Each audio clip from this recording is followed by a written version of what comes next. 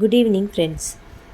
நம்ம இன்றைக்கி ஒரு தன்னம்பிக்கையான கதையை ஒன்று பார்க்கலாம். ஒரு அரசன் அவங்க நாட்டில் என்ன பண்ணுறான்னா ஒரு போட்டியை அறிவிக்கிறான். அதில் என்னென்னா கோட்டை கதவை அவங்களோட கைகளால் திறந்து தள்ளணுமா. வெற்றி பெற்றாங்க அப்படின்னா நாட்டின் ஒரு பகுதியை தானமாக கொடுக்குறேன் அப்படின்னு சொல்லியிருக்கான்.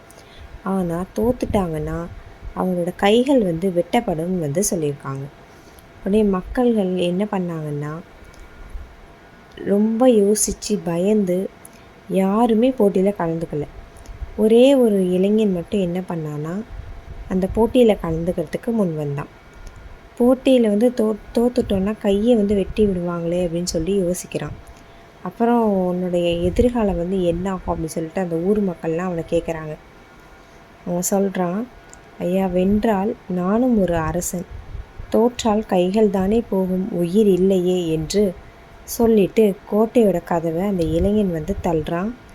என்ன ஒரு அதிசயம், கதவு சட்டென திறந்துச்சு. ஏன்னா கோட்டையோட கதவுகளில் அவங்க தாப்பாலே போடலை, திறந்து தான் இருந்தது. பல பேர் இப்படி தான் இருக்காங்க. தோற்று விடுவோமா, எதையாவது இழந்து விடுவோமா என்று எதற்குமே முயற்சிக்காமல் இருக்காங்க. அனைவரும் அறிந்த முயலாமை கதையில் முயலின் தோல்விக்கு முயலாமையே காரணம்.